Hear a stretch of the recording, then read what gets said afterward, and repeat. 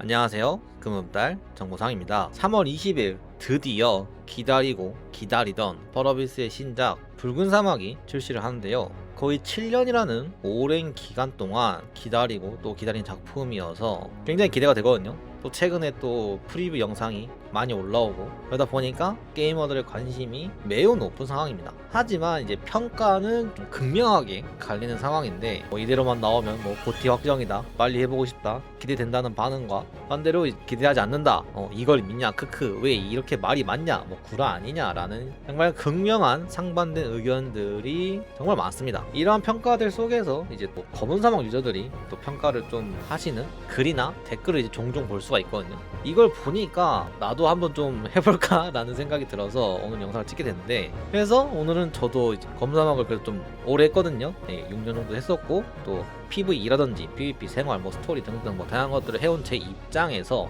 붉은 사막이 왜 기대가 되는지를 한번 이야기해 보려고 합니다. 붉은 사막에서 제가 가장 기대하는 부분 중 하나가 바로 그래픽과 디테일입니다. 붉은 사막 영상들을 보시면 아시겠지만 정말 좀 감탄했던 그런 부분이 그래픽하고 디테일인데, 하늘에서 점프를 하거나 용을 타고 다니는데 맵이 끝에서 끝을 보는데 산들의 모양이 막 일그러지거나 뭉개지거나 사라지거나 그런 거 없이 그냥 정말 명확하게 있어요. 날씨 연출이나 그런 디테일들도 정말 대단하거든요. 마찬가지로 이제 검은 사막이 정말 다양한 이유로 까이고, 검은 사막 유저들도 다양한 이유로 게임을 비판하지만 정말 이거 하나만큼은 인정하는 부분이 바로 그래픽과 디테일인데, 제 개인적인 생각이지만 검은 사막의 그래픽은 아직도 현역이라고 생각할 만큼 정말 좋은 그래픽을 가지고 있습니다. 높은 곳에서 이제 바라본 석양이라든지 아침의 나라 건물들과 발렌시아에 있는 그런 자연적인 그런 협곡들을 보면은 그래픽이 진짜 좋긴 좋구나 라는 걸 아직까지도 좀 체감하곤 해요. 또 이에 따른 디테일 또한 좀 대단한데, 이제 검은 사막은 지역마다 기후가 다르고 그에 따른 작물 성장 속도도 다릅니다.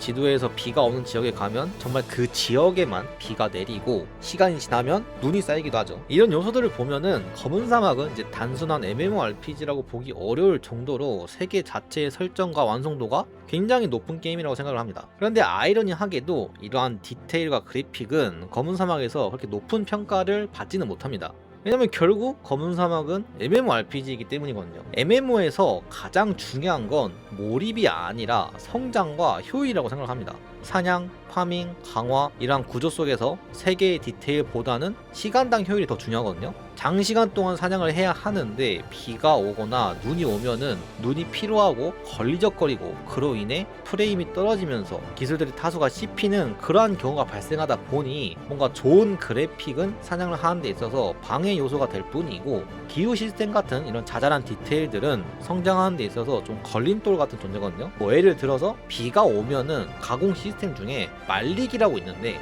그걸 못합니다.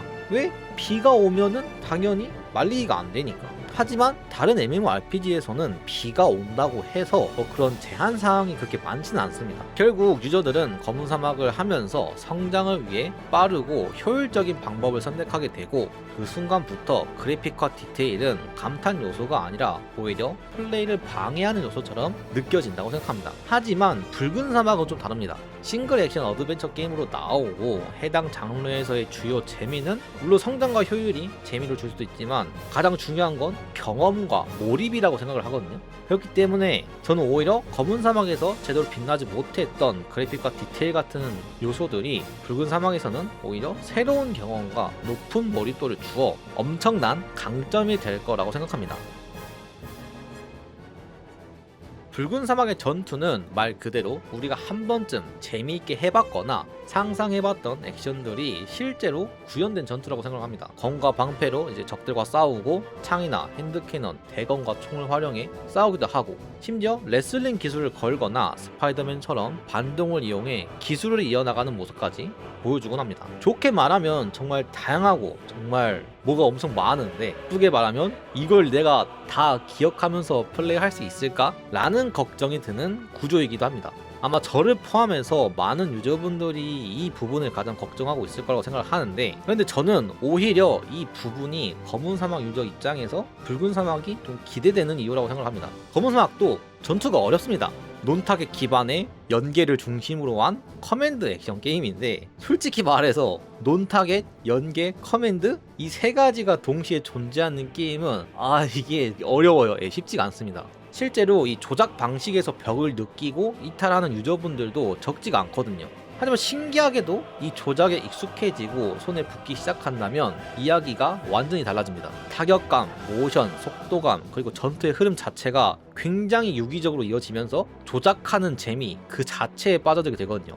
그러니까 내가 그런 걸 못하더라도 그 상위권 피 유저들이 싸우는 그런 장면 있잖아요. 그런 걸 보면은 대박이라는 말이 나올 정도로 보는 맛과 하는 맛이 정말 모두 살아있고, 개인적으로 이제 검은 사막 전투가 막 밋밋하다, 타격감이 없다 이런 말을 들을 때마다 오히려 이게 얼마나 더 좋아야 되는 거지? 라는 생각을 할 정도로 검은 사막의 그런 전투는 정말 재밌습니다. 그리고 붉은 사막도 검은 사막과 비슷하게 기술의 연계를 중요시하는 그러한 설계된 전투라고 개발진이 여러 차례 언급을 했습니다. 하지만 붉은 사막은 좀 대중성을 챙겨야 되잖아요. 그러다 보니까 검은 사막과 좀 다른 부분이 있는데, 일단 차이가 있다면 붉은 사막에는 락온 시스템이 존재합니다. 원래 초기 버전에서는 검은 사막처럼 완전한 논타겟 방식이었다고 하는데, 근데 이후 시험 과정에서 난이도가 좀 높다는 피드백을 받아서 락온 시스템을 추가했다고 하죠. 이 부분을 보면 전투의 진입 장벽은 검은 사막보다 확실히 낮아질 가능성이 있어 보입니다. 즉 검은 사막과 같이 액션성은 유지하면서 접근성을 좀 더 높이려는 방향으로 가는 것처럼 보이거든요. 또 하나 이제 말이 많았던 부분이 이제 파티클 효과와 카메라 연출인데, 이게 너무 과해서 좀 멀미가 난다 뭐 그런 의견도 있었단 말이죠. 사실 검은 사막도 다른 게임들에 비해 이펙트가 좀 강한 편이긴 합니다. 물론 이제 설정에서 충분히 조절이 가능한 부분이긴 한데, 마찬가지로 이제 붉은 사막 역시 인게임 옵션에서 파티클이라든지 뭐 그런 카메라 효과를 조정할 수 있다고 말을 했기 때문에 아마 이 부분은 크게 걱정하지 않아도 될 것 같고, 그리고 가장 말이 많았던 콘솔 조작 부분인데, 일단 저는 2024년에 지스타에서 붉은 사막을 좀 해보긴 했습니다. 그때 이제 가서 해봤는데 여왕 바이게와 헥셀마리 전투를 체험을 했거든요. 솔직히 처음 느낌은 진짜 어렵다 이거였습니다. 일단 여왕 바이게에서 마무리 기술을 사용을 하는데, 이게 커맨드도 쉽지 않았고 이 전투의 흐름을 익히는데 시간이 필요하다는 느낌을 좀 강하게 받았거든요. 이제 당시에는 검은 신화 50을 재밌게 플레이하던 시기라서 아무리 그래도 그 정도로 어렵겠어? 라는 생각을 했는데, 실제로 해보니까 확실히 좀 적응이 좀 필요한 조작이었어요. 물론 콘솔 환경이었다는 점도 좀 영향이 있을 것 같긴 합니다. 약간 제가 키마 유저라서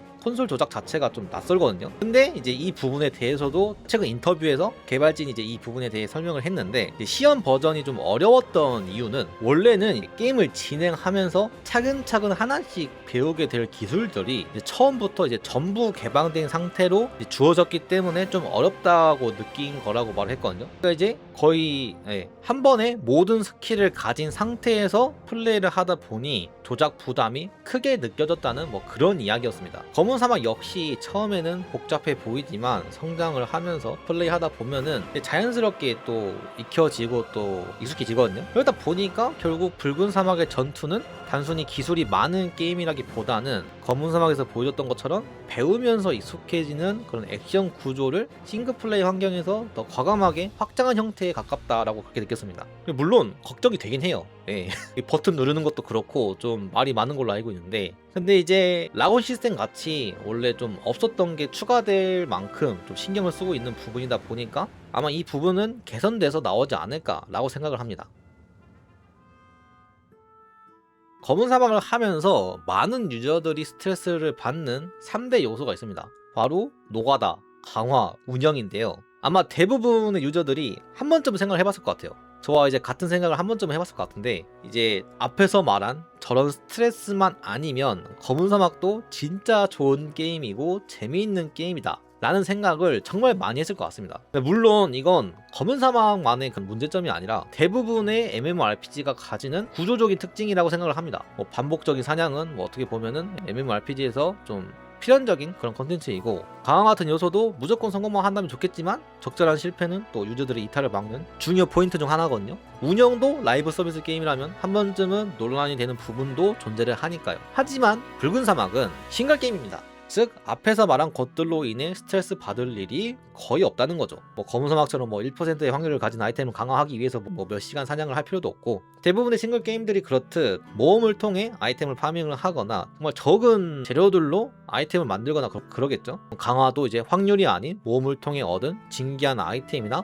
각종 아이템들로 아마 확정적으로 할 수 있을 것 같습니다. 운영도 라이브 서비스 게임이 아닌지라 정말 엄청 큰 빅 이슈. 예를 들어서 베데스다 마냥 대놓고 너 싫어 라고 막 문제를 만드는 게 아니라면 인게임 요소 같은 부분은 패치로 넘어갈 수 있는 부분이긴 합니다. 붉은 사막 프리뷰 영상을 보면 다른 여타 오픈월드 게임처럼 맵을 여행하면서 각 마을에서 상인들이 파는 아이템을 구입하는 그런 방법이나 숨겨진 장소를 찾아서 그곳의 퍼즐을 풀어서 얻을 수 있는 진기한 아이템들로 장비를 제작하거나 특수한 기술을 얻는 방식으로 보여줍니다. 이렇듯 제가 앞에서 말한 세 가지 스트레스 요소가 없기 때문에 오로지 붉은 사막의 파일 대륙을 여행하면서 검은 사막에서 느꼈던 스트레스를 느끼지 않으면서 플레이할 수 있다는 점이 정말 기대가 됩니다. 붉은 사막 프리뷰 영상을 보면 이게 정말 다 가능한가? 라는 말이 저절로 나오는 컨텐츠들이 정말 많습니다. 뭐 요리, 낚시, 수렵, 막 용 라이딩, 용병 보내기, 막 하우징, 지명수배, 물건 훔치기, 미니게임, 열기구 등등 정말 많은 컨텐츠들이 소개가 된 거를 확인할 수 있습니다. 아마 검은 사막을 이제 한 번도 해보지 않으신 분들이라면 이거 다 사기 아니야? 보여주기용 아니야? 라는 말을 충분히 할 수 있을 것 같습니다. 하지만 검은 사막 유저들이라면 붉은 사막 컨텐츠를 보면서 다 아는 컨텐츠들이구만 라는 생각을 먼저 하셨을 것 같습니다. 붉은 사막에서 나온 대부분의 컨텐츠들은 현재 검은 사막에서 뭐 똑같은 그런 컨텐츠나 좀 다른 방식으로 지금까지도 정말 원활하게 많은 유저들이 이용하고 있는 컨텐츠들입니다. 요리나 낚시, 수렵은 너무 유명하니까 넘어가고, 용 라이딩은 이제 최근에 검은 사막에도 업데이트 된 적이 있습니다.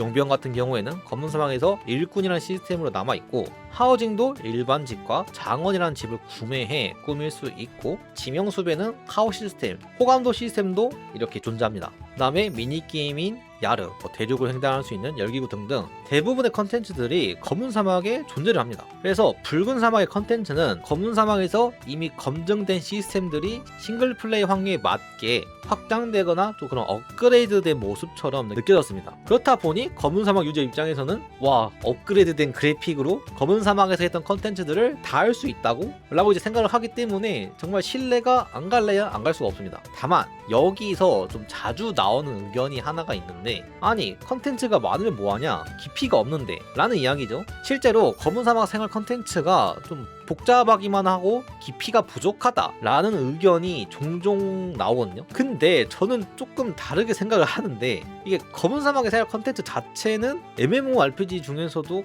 굉장히 좀 세밀하게 설계가 된 편이라고 느끼거든요. 이제 과거에는 요리에 들어가는 재료의 종류까지 이제 세분화가 돼 있어가지고 특정 고기나 연금에서 특정 피 그런 게 아니면은 이제 요리나 연금이 만들어지지 않을 정도로 정말 좀 다양하고 세세하게 좀 그렇게 설정이 돼 있었거든요. 물론 지금은 편의성 패치로 좀 많이 완화가 되긴 했지만, 문제는 개인적인 생각으로는 그 모든 활동의 목적이 결국 재화 획득으로 수렴된다는 점이 조금 문제였다고 생각을 합니다. 생활을 하는 이유가 즐거움이나 경험이라기보다는 은화를 벌기 위한 수단으로 좀 인식이 되면서 선택의 의미가 좀 줄어들었다고 생각을 하거든요. 하지만 이제 붉은 사막의 구조는 조금 다릅니다. 다른 유저와 경쟁을 하면서 전반적인 경제 시스템에 맞춰야 하는 그런 MMO가 아니라 오로지 자신의 모험을 위한 싱글 플레이 게임이기 때문입니다. 요리를 하는 이유도, 낚시를 하는 이유도, 채집을 하는 이유도 돈이 아니라 모험과 경험 자체가 될 가능성이 높다고 생각을 하거든요. 그래서 검은 사막에서는 잘 느껴지지 않았던 생활의 재미나 몰입감이 붉은 사막에서는 오히려 더 깊게 체감될 수 있지 않을까라는 기대가 생깁니다. 이미 검은 사막을 통해 기반이 검증된 컨텐츠들이 스트레스와 경쟁에서 벗어난 환경에서는 어떻게 구현이 될지,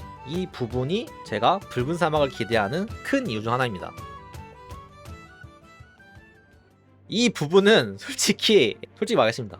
실드를 치기 조금 어려운 영역이긴 합니다. 아마 여기서 검은 사막 스토리 좋아요 라고 말을 했다가는 댓글이 난리가 날 것 같으니 인정할 건 인정하고 가겠습니다. 검은 사막의 메인 스토리 아쉬운 부분이 많습니다. 세렌디아와 칼피온 스토리가 리메이크 됐을 때는 이제 방향을 잡았구나, 업그레이드 했구나 라는 느낌을 받았는데, 이후 오르제키아 스토리는 좀 기대에 비해 좀 많이 아쉬웠고, 다른 지역 이야기들은 조금 이제 이어지는 힘이 약해지면서 전체적인 흐름이 조금 아쉽다는 인상을 받았습니다. 컷신 연출 역시 세렌디아와 칼피온 때는 좀 많이 좋아졌다고 생각을 했는데 이게 후반으로 갈수록 조금 더 힘이 빠지는 그런 느낌을 좀 받기도 했고요. 근데 이거를 조금 다른 관점에서 보자면 검은 사막이 스토리를 못 만들었다기보다는 검은 사막이 라이브 서비스 게임이라서 얻는 좀 그런 구조적인 한계도 분명히 있다고 생각을 합니다. 라이브 서비스 게임에서의 스토리 완결은 그 서비스의 끝을 의미하기도 합니다. 게임을 계속 운영해야 하는 이상 이야기를 끝낼 수는 없고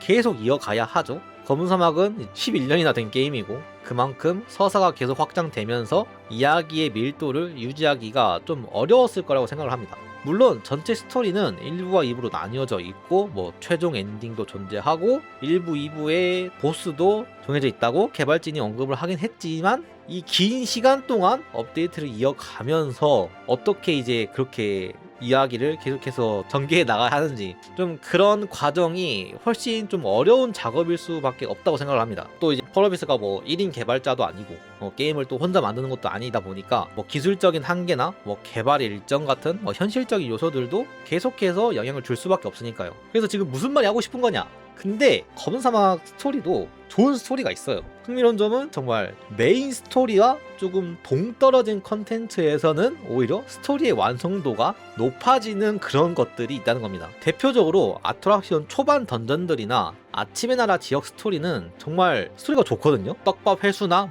지역 서사도 괜찮았고 저 역시 좀 몰입해서 봤던 기억이 있거든요. 특히 아침의 나라 같은 경우에는 메인 의뢰뿐만 아니라 서버 의뢰들도 좀 몰입감 있게 컷신까지 넣어가면서 정성 들여 만든 걸 확인할 수가 있었습니다. 또한 이제 메인 스토리라고 해서 또 거기에 또 관심을 안 주는 게 아닌 게 이제 클래스마다 좀 가지고 있는 그런 설정이 있잖아요. 그런 설정을 기반으로 메인 스토리를 플레이하다 보면은 해당 클래스에 따른 전용 대사라든지 아니면 전용 컷신이라든지 그런 게 존재를 한단 말이죠. 이걸 보면은 펄어비스가 스토리를 전혀 못 만드는 개발사라고 보기에는 좀 어렵다고 생각합니다. 오히려 이제 끝이 정해지지 않은 그런 MMORPG 구조 속에서 이야기를 계속 이어가야 했던 그런 환경이 조금 문제였을 가능성이 좀 더 크다고 생각을 하는데 붉은 사막은 이제 처음부터 하나의 완결된 이야기로 설계된 싱글 플레이 게임이고 회색 갈기단의 클리프가 용병단을 제거하는 서사로 스토리가 흘러가면서 엔딩 역시 하나라고 말을 했거든요. 그래서 이렇게 처음부터 결말을 향해 달려나갈 수 있는 구조다 보니까 스토리가 그렇게 이상하진 않을 것 같습니다. 진짜 막말로 마지막에 갑자기 클리프가 I am 아이언맨 외치는 거 아닌 이상